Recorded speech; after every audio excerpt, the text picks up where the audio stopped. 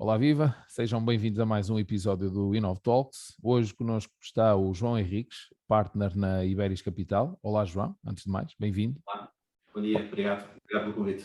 Obrigado eu por ter aceito o convite e disponibilizar aqui um pouquinho de tempo para partilhar connosco aqui algumas um pouquinho daquilo que é a atividade da Iberis e perceber também um pouquinho melhor daquilo que é o mundo do Venture Capital em Portugal. E, portanto, tudo aquilo que está à volta do financiamento também da inovação nas nossas empresas e no ecossistema que existe a nível nacional.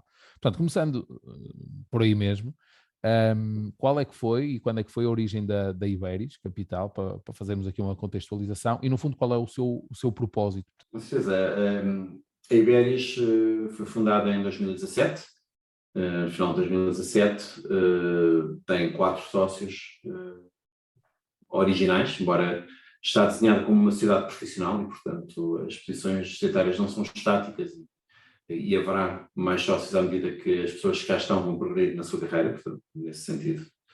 Não é a empresa dos 4 sócios atuais, existe para além disso. É hoje em dia uma sociedade que gera cerca de 290 milhões de euros em 3 áreas de investimento principais. Tem uma área relativamente pequena de rendimento, de investimentos de rendimento, onde investe em empresas que têm ativos, sejam imobiliários, sejam concessões, sejam outro tipo, que exploram esses ativos e que daí derivam rendimento. Isso representa cerca de 10% da nossa atividade. O grosso da atividade está nas áreas de venture capital e, portanto, de empresas early stage, e temos uma área também significativa de private equity growth buyout, que opera em empresas mais industriais já estabelecidas. Portanto, estas são as 3 áreas em que atuamos. Temos já um portfólio relevante de empresas das várias dimensões. Certo, ou seja, tem cerca de 5 anos agora. Começaram, imagino eu, por um valor de gestão de ativos bastante mais residual, não é? Face ao montante que já tem agora em gestão. Sim. Começaram com quanto? Começámos com 0, começámos com o investimento dos sócios para pagar despesas. Ao final do primeiro ano tínhamos cerca de 3 milhões sob gestão, ao final do segundo ano tínhamos cerca de 40 e picos, depois 120, 200, 280. Okay. Também para quem nos ouve, para que perceba, qual é a origem, no fundo, desse dinheiro? Ou seja, podemos, no fundo, descomplicando aqui um pouquinho os termos, estamos a falar que, no fundo, vocês gerem o dinheiro de determinadas fontes, não é? De uma forma a garantir-lhes rentabilidade. Quais são maioritariamente essas fontes? Nós temos aproximadamente 45% são PMEs e corporates, não são investidores tradicionais de venture capital e private equity, foram investidores que foram trazidos para este espaço pelos fundos CIFID, que provavelmente poderemos falar mais à frente.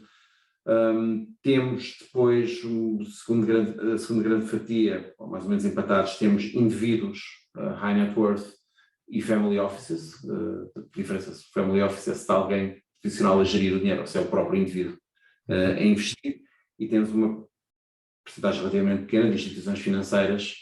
É o caminho normal de uma sociedade gestora que começa por quem tem capacidade de decisão mais rápida, os family offices, high net worth, e vai progressivamente atraindo institucionais para investir.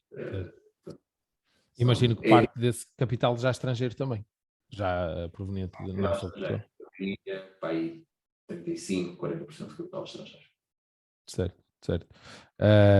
A nível de venture capital e de private equity, nós temos aqui, são 2 conceitos diferentes, não é? Um envolve mais risco na gestão das empresas e outro não.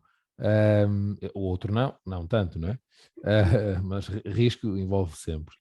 Perceber aqui um pouquinho, ou seja, vocês conseguem ter diferentes abordagens, a vossa intervenção nestes 2 tipos, nestas diferentes formas de financiamento, a vossa gestão é diferente, ou seja, no caso, por exemplo, do Venture Capital, vocês ajudam na gestão da empresa ou têm um papel ativo, no fundo, na gestão da empresa, são chamado Smart Money,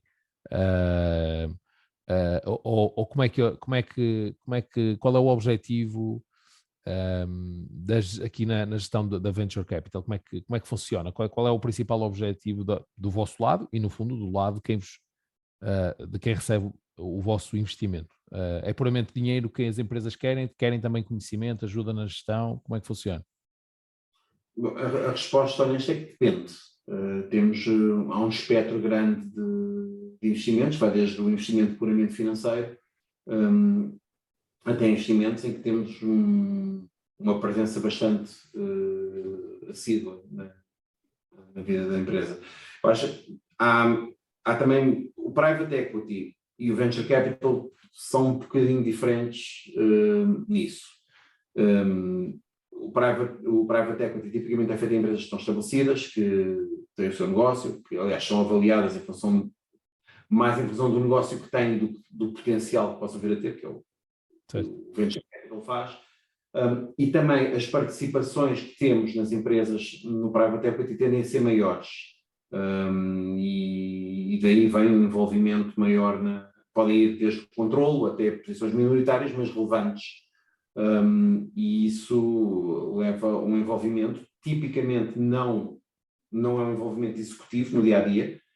Nós não somos o CFO ou o CEO ou o CMO da empresa. Se acharmos que a empresa necessita dessas funções, ajudamos-la a recrutar no mercado essas funções. Mas tudo o que é a parte de direção estratégica da empresa, prioridades de investimento, alocação de capital, estratégia de M&A, tudo o que seja a parte de melhoria de processos de governo e processos financeiros da empresa é algo onde estamos bastante envolvidos. Private equity. O venture capital é um animal um bocadinho diferente. Estamos a falar de empresas em fase mais inicial, onde se está a investir essencialmente no potencial da empresa e daquilo que elas são tipicamente consomem dinheiro, e por exemplo, vão fazendo rondas subsequentes, mas vão crescendo, e esse crescimento sinaliza o potencial que elas têm para a frente. Tipicamente temos participações bastante menores, porque numa empresa desse tipo o alinhamento dos fundadores da empresa é muito relevante e, portanto, há uma preocupação mesmo da nossa parte de não os diluir em demasia de forma a manter o executivo. Portanto, eles estão muito no centro condutor. Nós aí ajudamos um bocadinho em função das necessidades da empresa.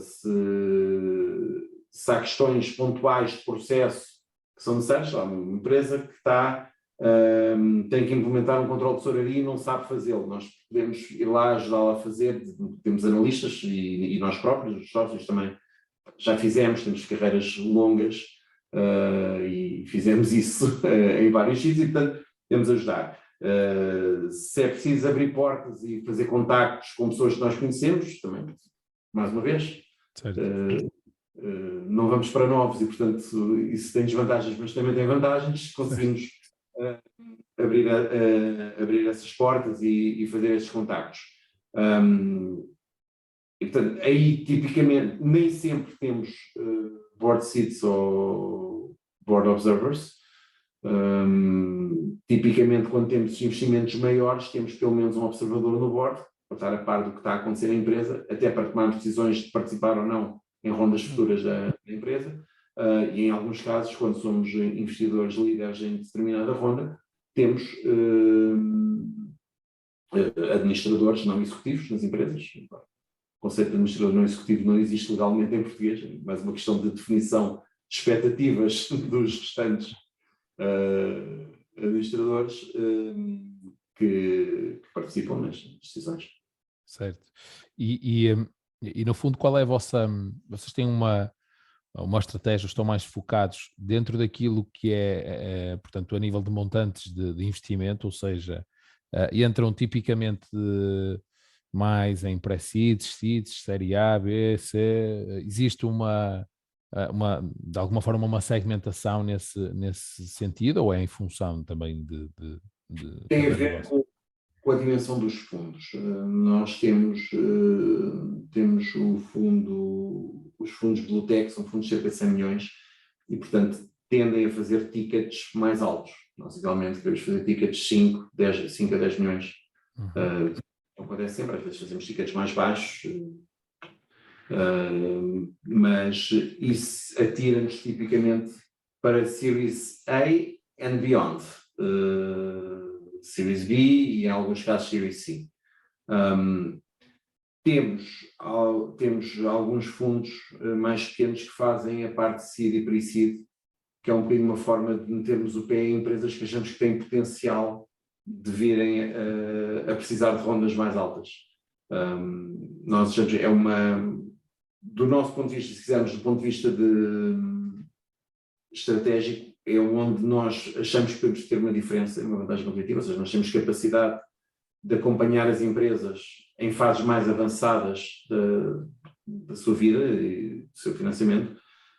Há poucos fundos em Portugal com capacidade para fazer tickets de 5, 10 milhões, e, portanto, é muito aí que estamos centrados, mas, evidentemente, para termos esse pipeline, temos que o alimentar de alguma forma, não é? Portanto, também atentos ao que se passa em fases mais anteriores. Certo. E existe aqui uma perspectiva diferente entre aquilo que são a postura de uma startup e de uma indústria e de uma empresa mais do foro industrial, ou uma PME mais familiar, naquilo que toca ao financiamento. Ou seja, uma startup hoje, e estou a falar de startup pronto, com o pressuposto de que tem uma base tecnológica, não é? Uma empresa com uma base tecnológica por trás. Já nasce muito com o mindset, não é? Da procura de financiamento, porque precisa dele para crescer. Está mais normalizado, sim. Não é? Vocês conhecem as duas partes, porque têm investimentos nos dois perfis de empresas, não é? E depois, por outro lado, na indústria, nas PMEs mais familiares, imagino que existe mais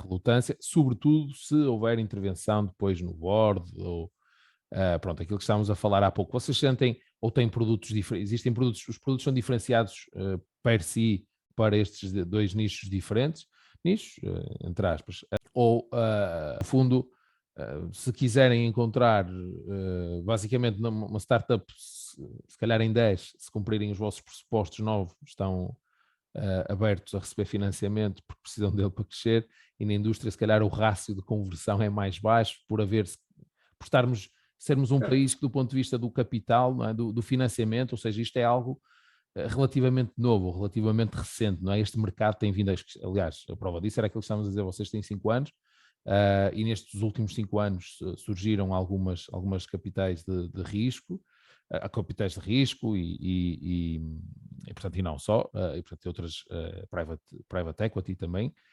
Tem havido aqui qual é a minha questão no fundo? Tem havido aqui, primeiro, se são dois perfis diferentes, e sendo ou não diferentes, tem havido aqui alguma evolução nesse sentido, sobretudo, se calhar, das PMEs mais familiares, que são um pouquinho mais cautelosas, se calhar, neste tipo de ferramentas. Sentem que há alguma diferença nestes mercados? Há uma diferença bastante marcada. Como estava a dizer há pouco, as startups, o ecossistema de VC em Portugal, de startups tecnológicas,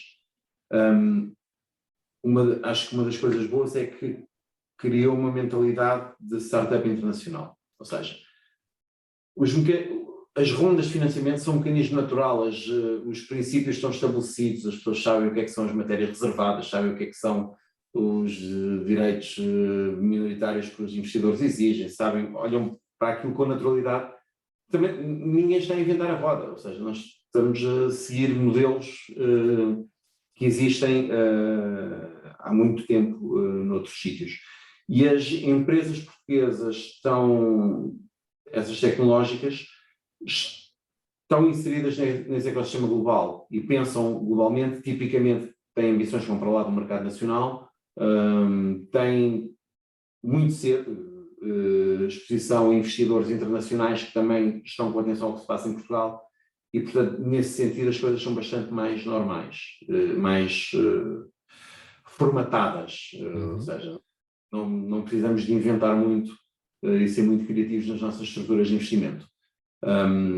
No caso das PMEs, é um mundo diferente, ou seja, o investimento numa PME tipicamente é disputado por um evento qualquer. Esse evento pode ser uma necessidade de financiamento para crescimento, para estruturação, que é algo que nós neste momento não fazemos, mas pode dar origem também a investimentos, ou questões de sucessão, ou questões societárias, e aí é preciso ser um pouco mais criativo, ouvir o que é que, quais são as necessidades da empresa e como é que podemos encaixar isso naquilo que nós queremos fazer, naquilo que é o nosso mandato, naquilo que nós prometemos aos nossos investidores. E os nossos investidores têm expectativas de rentabilidade compatíveis com a classe de ativos em que investiram. E, portanto, temos que ser um bocadinho mais criativos.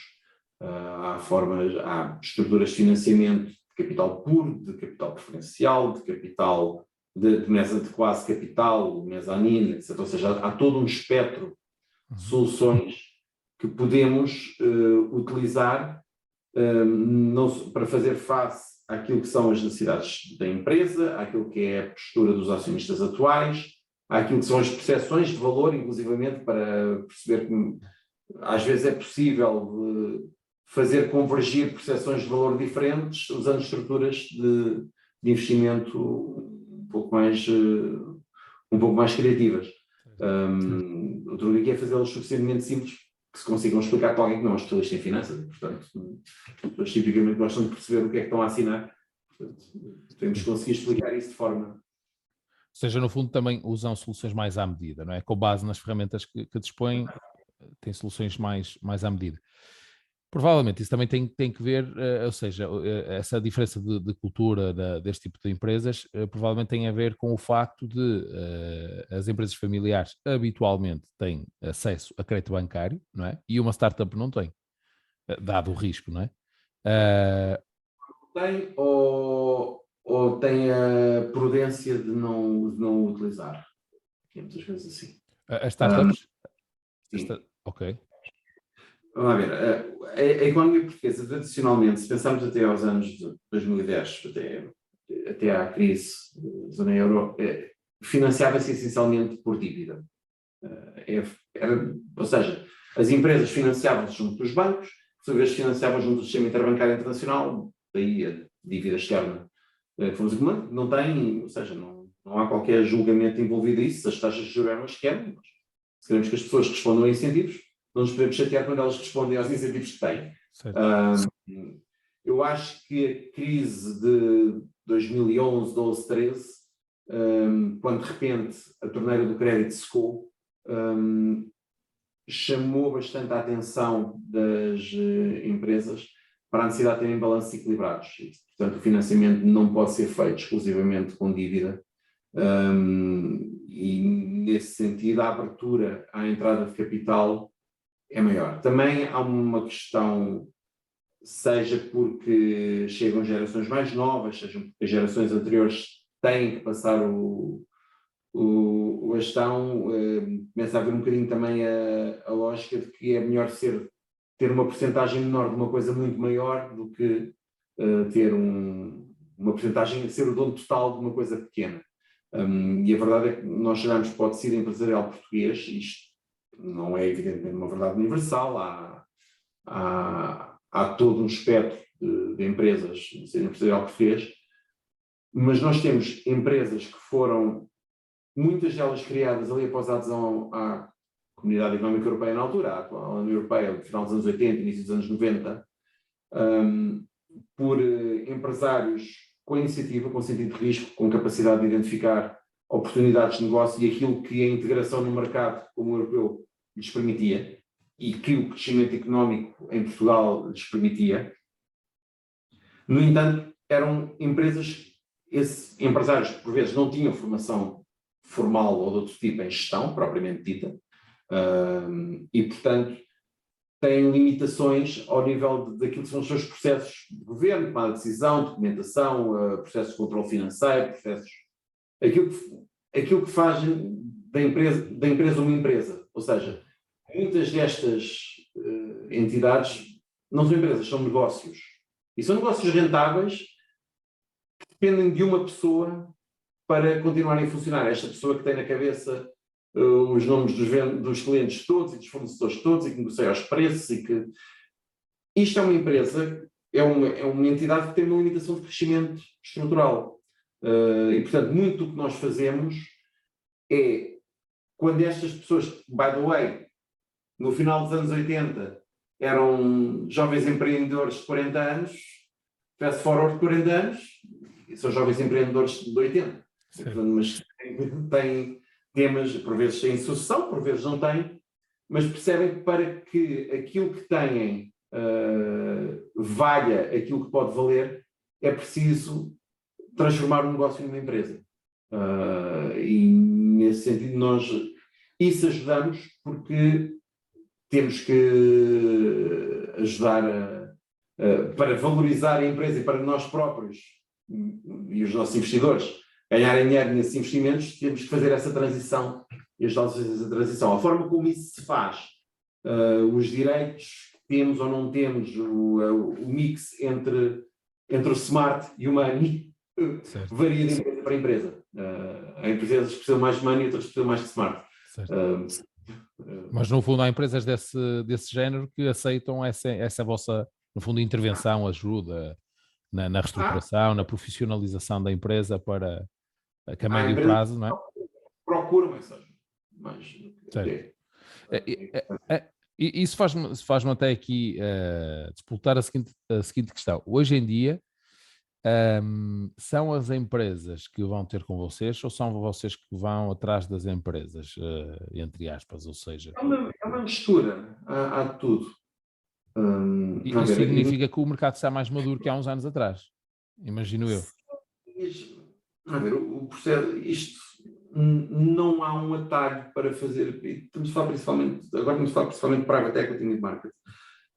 Não há um substituto para fazer muitos quilómetros, visitar muitas empresas, conhecer muitas empresas, muitos assessores locais, pequenos escritórios de contabilidade, boutiques de M&A, e visitar muitas empresas. Muitas vezes conhecemos as empresas e nesse momento, gostamos imenso da empresa, mas não há uma transação para acontecer, não precisam de capital, não há problema nenhum para resolver. Vamos mantendo contacto, passado 2 anos, 3 anos, 4 anos, 5 anos, 7 anos, aconteceu qualquer coisa na empresa e de repente nós somos pessoas a quem eles se lembram para ajudar a resolver o problema e, portanto, não há um grande substituto para o trabalho dia a dia, para ter equipa no terreno. Certo. Sim, também imagino que essa terá sido uma fase mais inicial quando surgiram alguns destes fundos e se calhar aproveito aqui para introduzir aquela questão daquilo que são os fundos conhecidos como fundos CIFID, não é? Quer-nos explicar um pouquinho melhor o que é isto dos fundos CIFID? Que isto é um atalho, digamos assim, para caracterizar o tipo do fundo, não é? Mas isto é algo muito, muito específico e que cada vez mais, e tem vindo a crescer muito nos últimos anos em Portugal. Quer-nos explicar um pouquinho melhor o que isto é? É um atalho e é um atalho que engloba realidades muito diversas. Portanto, se calhar, vamos ver, se pensarmos em termos estritamente técnicos, nós, Iberis, não temos fundos CIFID, no sentido em que todos os nossos fundos têm investidores, todos os nossos fundos, nem todos os fundos têm investidores CIFID, mas os investidores, os fundos que têm investidores que tiveram o benefício fiscal de CIFID, também têm investidores que não tiveram esse benefício e, portanto, estão lá apenas pelo retorno financeiro que esse fundo possa dar. E isso, evidentemente, aumenta o nível de exigência. Mas, explicando brevemente, existe um programa que está em vigor, pelo menos desde 2012, não sei se antes, provavelmente até antes disso, que é o CIFID, que é o Sistema de Incentivos Fiscais à Investigação e Desenvolvimento Empresarial. Desenvolvimento Empresarial. Exatamente. E que basicamente aquilo que permite é que as empresas que investem em investigação e desenvolvimento recuperem por via fiscal uma percentagem dos custos incorridos com essa investigação e desenvolvimento. Essa investigação e desenvolvimento inclui contratação de pessoas, aquisição de ativos fixos, patentes, subcontratação de serviços de ID, etc. E inclui também o investimento em fundos que, por sua vez, se dediquem a investir em empresas que façam ID e que sejam reconhecidas pela Agência Nacional de Inovação como idóneas para investigação e desenvolvimento e que executem investigação e desenvolvimento. E, portanto, os fundos, nesse sentido, funcionam como mais um item de despesa de investimento em ID para as empresas. Evidentemente, isto o que permite é que empresas que não têm ID próprio possam investir, possam ter o benefício fiscal investindo indiretamente para financiar ideias de terceiras partes. A regulamentação disto foi esta hipótese está prevista desde a origem, portanto, em 2012 isso era possível. Mas só surgiu mais recentemente, não é?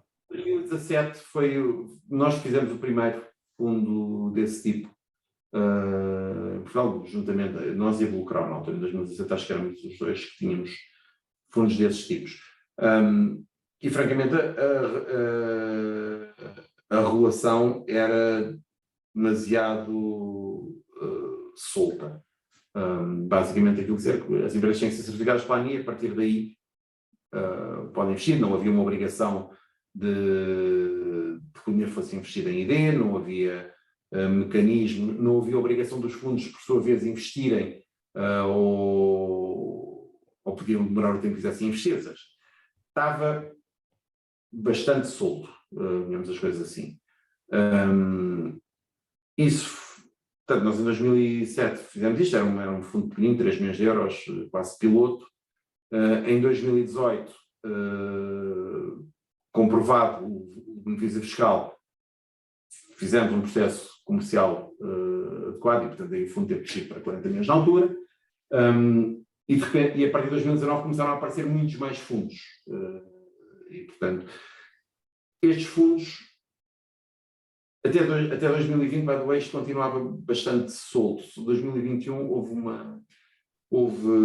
um apertar substancial das regras, maioritariamente positivo. Acho que teve um aspecto negativo, podemos falar.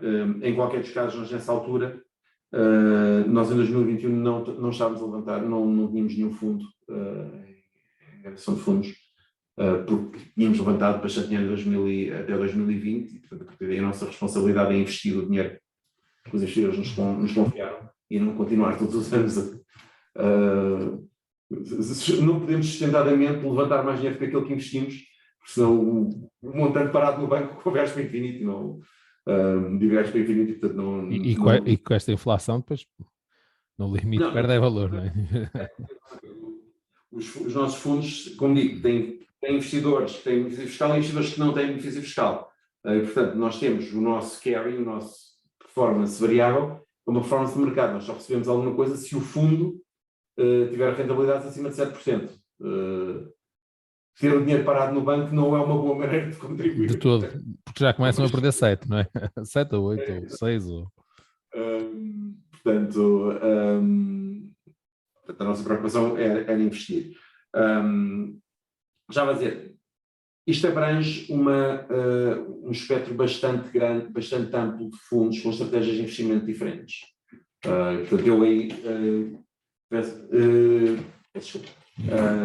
eu aí não, ou seja, posso apenas falar sobre a nossa estratégia de investimento. Nós temos uma preocupação, achamos que o benefício fiscal é generoso e achamos que estes fundos podem ter um papel muito importante no ecossistema português. Nós falamos com a Agência Nacional de Inovação regularmente, tentamos perceber quais são os objetivos de política pública que estão por trás disto e tentamos conciliar isso com a necessidade de retorno que temos para os nossos investidores. Portanto, tentamos ter uma estratégia que é como eu disse, aliás, nós desde o início que fazemos nas nossas empresas os contratos de investimento pressupõem que o dinheiro não só é encaminhado para a empresa que tem o conhecimento investidor da ANI, mas que é gasto em ID, apesar de não termos essa obrigação.